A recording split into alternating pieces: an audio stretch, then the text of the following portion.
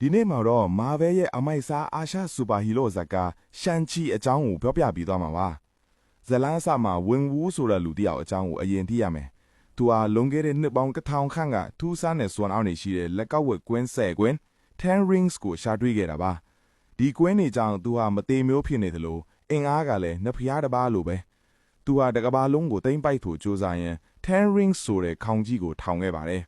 ဒါပေမဲ့1996ခုနှစ်မှာတော့သူဟာထားလို့ဆိုတဲ့နဖျားရွာကိုရှာတွေ့ဖို့ကြိုးစားရင်ရွာရဲ့အဆောင်လျှောက်ရင်လီနဲ့ဆုံခဲ့ပါတယ်သူတို့နှစ်ယောက်တိုက်ခိုက်ရင်းနဲ့တန်ရောစဉ်ဖြစ်သွားကြတာပါဝင်ဝူကသူ့ရဲ့အာနာလွေလက်ကဝစ်ကွင်းတွေကိုဆွန့်လွတ်ပြီးအချစ်အသက်တာမန်မိသားစုဘဝကိုရွေးချယ်ခဲ့ပါတယ်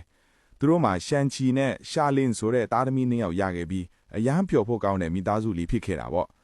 ဒါပေမဲ့ကန်ဆိုးတာကဝင်ဝူရဲ့အသိကံရန်ညိုးတွေကြောင့်ရန်သူတွေရောက်လာပြီးအမေဖြစ်သူရင်လီအသက်ခံလိုက်ရပါတယ်ဒီနေရာမှာတဲ့ဝင်ဝူကပြောင်းလဲသွားတာပါသူဟာလက်ကဝက်ကွင်းတွေကိုပြန်ဝတ်ပြီးသားဖြစ်သူရှန်ချီကိုရက်ဆက်တဲ့လူသက်သမားဖြစ်အောင်ငငယ်လေးကလေးကတေးချလေ့ကျင့်ပြီးပါတော့တယ်အချင်းတွေကြာလာပြီးပစ္စုပန်ကိုရောက်တဲ့အခါမှာတော့ရှန်ချီဟာသူ့အဖေစီကနေထွက်ပြေးပြီးအမေရိကန်မှာရှွန်ဆိုတဲ့နာမည်နဲ့ကားပါကင်ထိုးတဲ့အလုပ်လုပ်ရင်းအေးအေးဆေးဆေးနေပါတယ်ဒါပေမဲ့တရက်မှာတော့သူ့အဖေလွတ်လိုက်တဲ့လူသက်သမားတွေကဘက်စကားပေါ်မှာသူ့ကိုလာတိုက်ခိုက်ကြတယ်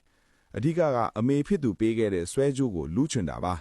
ဒီတိုက်ပွဲမှာရှမ်းချီရဲ့အစွမ်းဒီကိုမြင်ရပြီးသူ့တငယ်ချင်း KT တယောက်အန်အိုးမြင့်သက်သွားခဲ့ရပါတယ်ရှမ်းချီဟာသူညီမရှာလင်မှာလည်းအဲ့ဒီလိုဆွဲကြိုးမျိုးရှိနေတာကိုသတိရပြီးညီမဖြစ်သူကိုကာကွယ်ဖို့မခါအို KT နဲ့အတူလိုက်သွားပါတယ်အဲ့ဒီမှာမောင်နှမနှစ်ယောက်ပြန်ဆုံကြပြီမဲ့အဖေဖြစ်သူဝင်ဝူကိုတာရောက်လာပြီးသူတို့ကို10 rings ကောင်ကြီးချိုးစီအတင်းခေါ်သွားပါတော့တယ်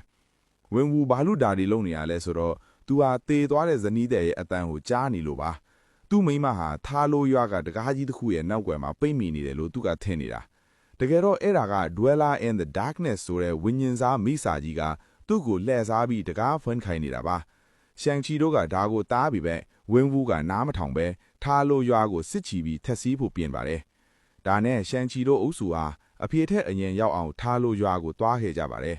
အဲ့ဒီမှာအတော်ထိသူနဲ့တွေ့ပြီးရှန်ချီဟာသူ့အမေရဲ့နူးညံ့တဲ့တိုင်းပညာတွေကိုတင်ယူခဲ့ရပါတယ်။မကြခင်မှာပဲဝင်ဝူနဲ့သူ့တပ်ဖွဲ့တွေရောက်လာပြီးရွာသားတွေနဲ့စစ်ပွဲကြီးဖြစ်ပါတော့တယ်။အဖေနဲ့တာတိုက်ပွဲပြင်းထန်နေတော့ဝင်ဝူကတကားကြီးကိုလက်ကောက်ဝစ်ကွင်းတွေနဲ့ထုခွဲလိုက်တဲ့အခါမြစ်စာကြီးထွက်လာပါတယ်။ဝင်ဝူဟာသူ့အမားသူတီးသွားတဲ့အချိန်မှာတားထီသူကိုကဲတင်ရင်းနဲ့အသက်ပေးသွားခဲ့ရပါတယ်။သူမသေးခင်မှာလက်ကောက်ဝစ်ကွင်း10ကွင်းလုံးကိုရှမ်းချီစီလွှဲပေးခဲ့ပါတယ်။